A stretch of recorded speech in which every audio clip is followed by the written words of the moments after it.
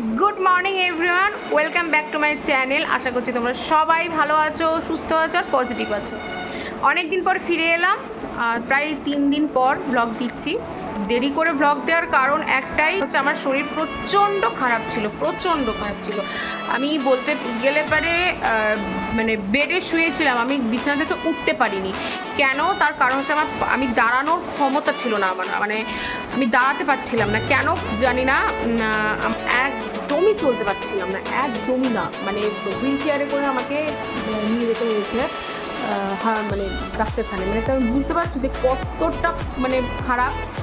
তো আমি গেছিলাম কলকাতা ডাক্তার দেখাতে গেছিলাম, কলকাতার সঞ্জীবনীতে, অমিত বন্দ্যোপাধ্যায় ডাক্তারের নাম। তো বিষয়টা হচ্ছে যে আমি অবাক হয়ে গেলাম যে দেখানোর পর টেস্ট করার পর ওনারা বললেন যে পায়ের কোনো প্রবলেম না, এটা হচ্ছে শিরার প্রবলেম, মানে আমার নার্ভ থেকে হচ্ছে, মানসিক যন্ত্রণা থেকে হচ্ছে, মানে মানসিক বা ডিপ্রেশন বা অ্যাংজাইটি থেকে হচ্ছে। ডিপ্রেশনের জন্য হতে পারে, অ্যাংজাইটি থেকে হতে পারে।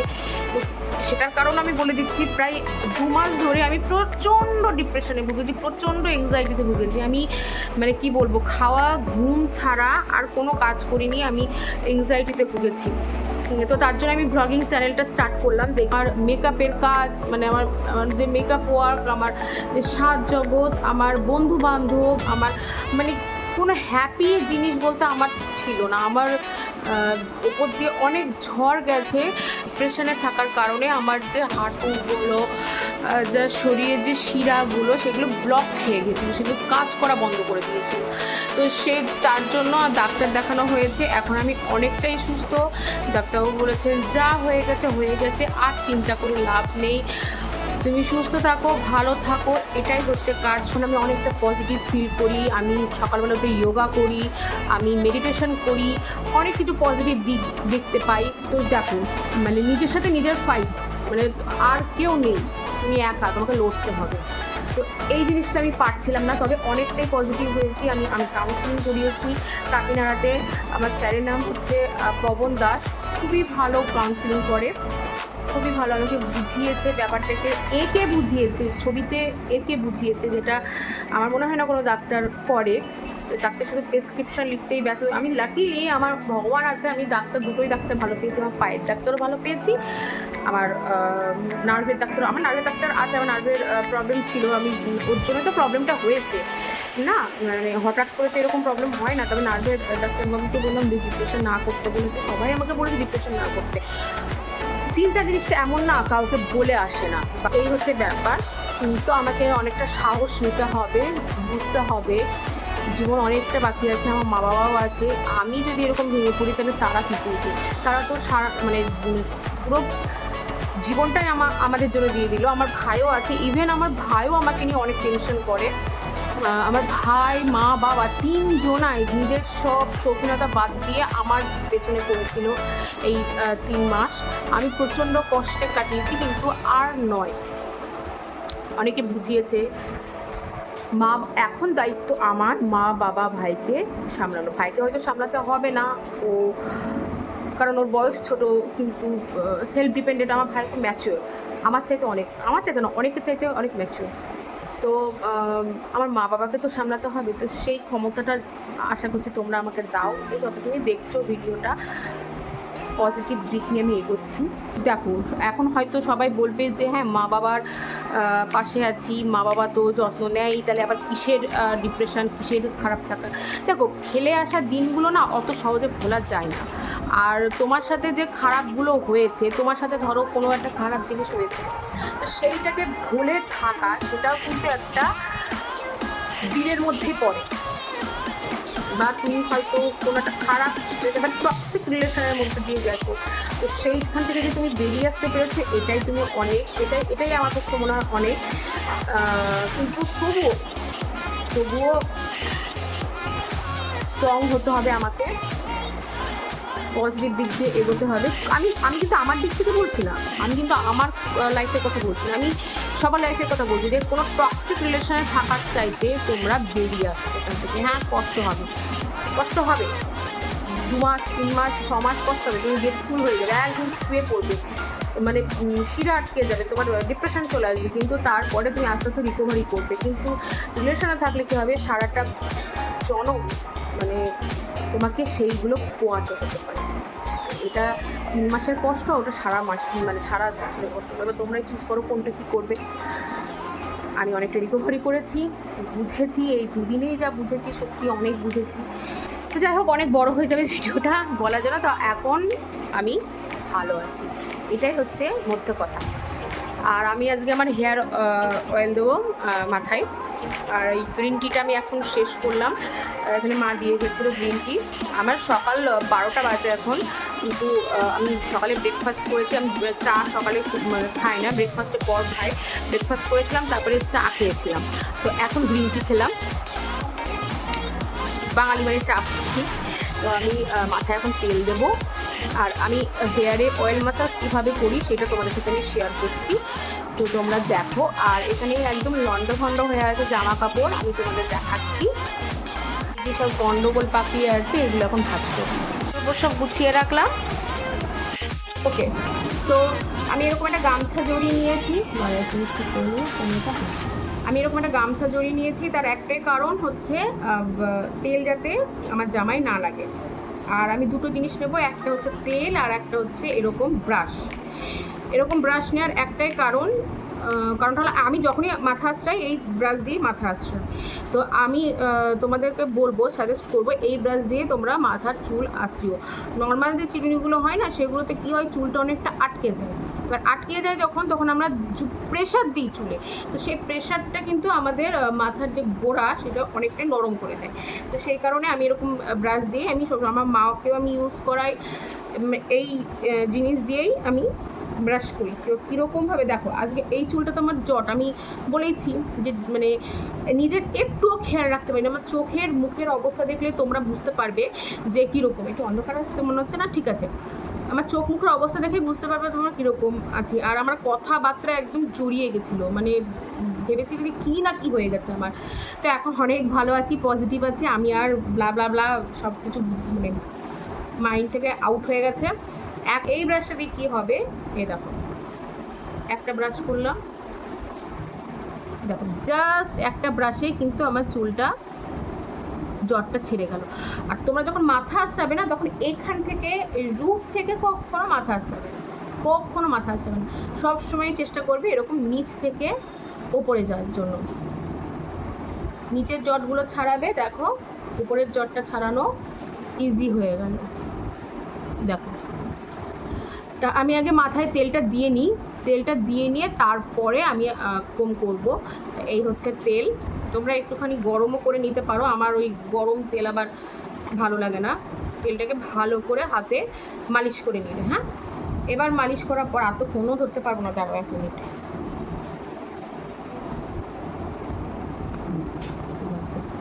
দেখতে পেলেই হলো, মুখ বাজে আসুক ছাই আসে না। তো তেল নিয়ে নিয়েছি, এবার আমি এখান থেকে শুরু করব মাসাজ। দেখো আমি কীরকম করছি, আমি কিন্তু ভেতর দিয়ে করছি বলে বুঝতে পারছো না হয়তো তোমরা। আমি কিন্তু এই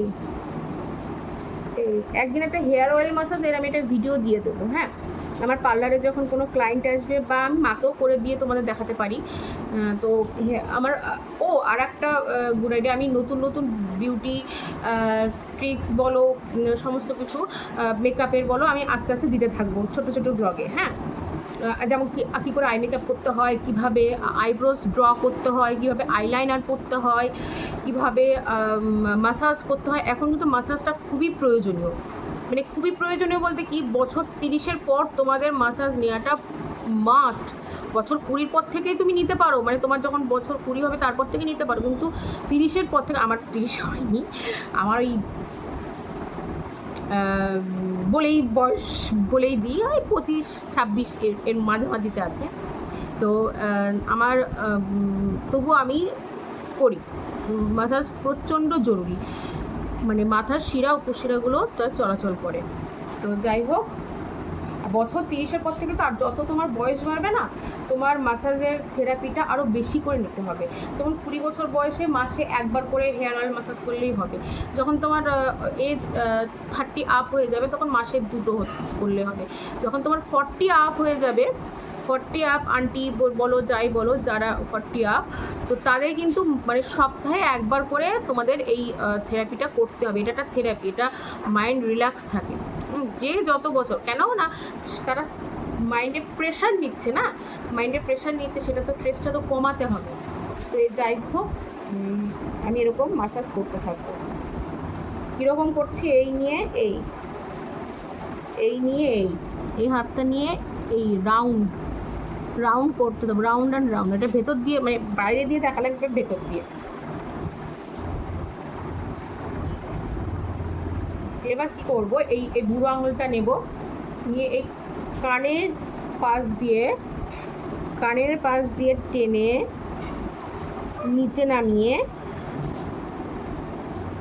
ঘাড়ের পেছনটা টেনে একটু টেনে দেবো।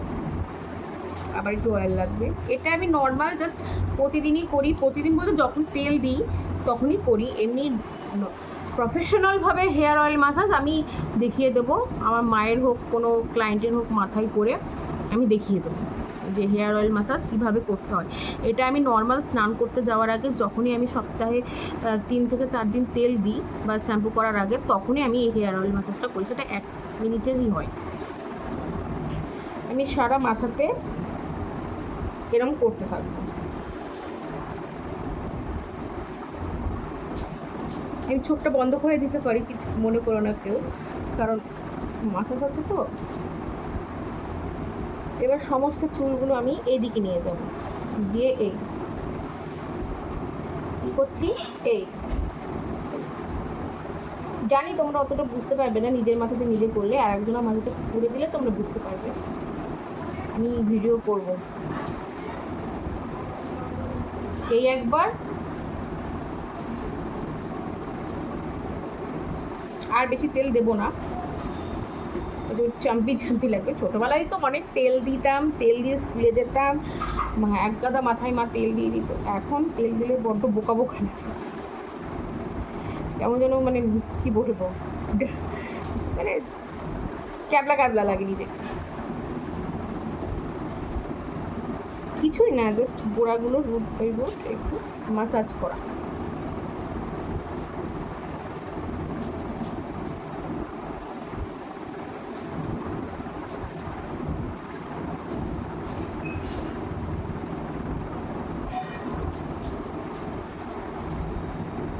এবার আমি রাউন্ড অ্যান্ড রাউন্ড জোরে করব। কানের পাশটা এই বুড়ো আঙুল দিয়ে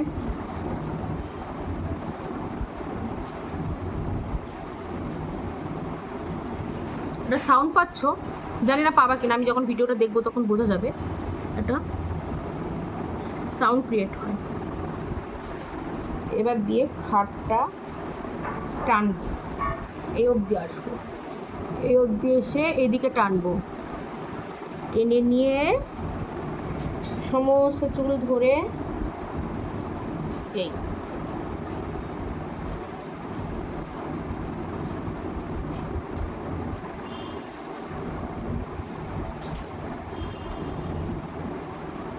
বেশিক্ষণ করবো না, ওদিকে মা লাঞ্চ বেড়ে দিয়েছে, খাবো।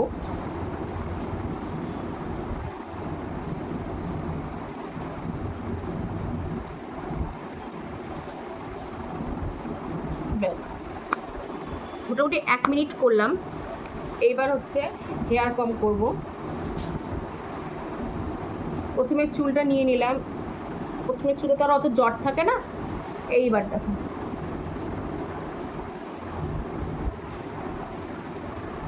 নিচের জটটা ছাড়িয়ে নিলাম।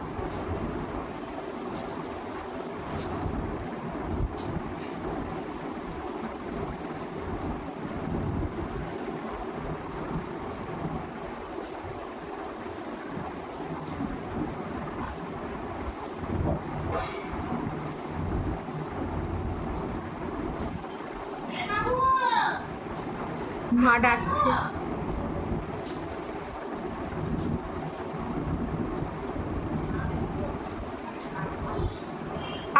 আস্তে বেড়ে দিও। মা চেঁচাচ্ছে, মাকে বলে দিলাম।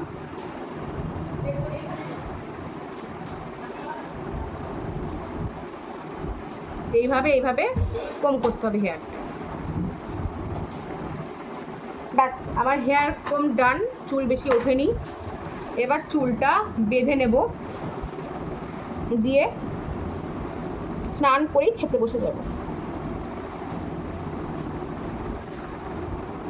কীরকম ঢোল গোবিন্দ লাগছে, এমনি দেখতে বাজে, তার মধ্যে কেমন লাগছে দেখছি। আজকে আছে নিম বেগুন, চাল কুমড়োর ঘ্যাট, ভাত, লেবু, বাটা মাছের ঝোল ঝিঙে আলু দিয়ে, আর হাঁসের ডিম করেছিল, আমার জন্য অমলেট করে ঝোল করেছে একসাথে। তো অতটা ডিম আমি খাবো না। এই হচ্ছে আজকের লাঞ্চ করে নিই। এখন বাজছে রাত্রি 10:30। Good night. ব্লগটাকে এখানেই এন্ড করছি। তার কারণ হলো যেহেতু হেয়ার অয়েল ম্যাসাজের ভিডিওটা অনেক বড় হয়ে গেছে, অনেক বড় হয়ে যাবে ভিডিওটা, আর বড় ভিডিও দেখলে আদৌ তোমরা দেখবে কি দেখবে না, তো ওই কারণে আমি ভিডিওটা এখানেই এন্ড করছি। যদি কিছু ভালো লেগে থাকে তো please do like, comment, share and subscribe. আমার এই চোখটা একটু ছোটো লাগছে, তার কারণ হচ্ছে চোখে আবার আঞ্জনি হয়েছে, আচ্ছা কত কিছু হবে।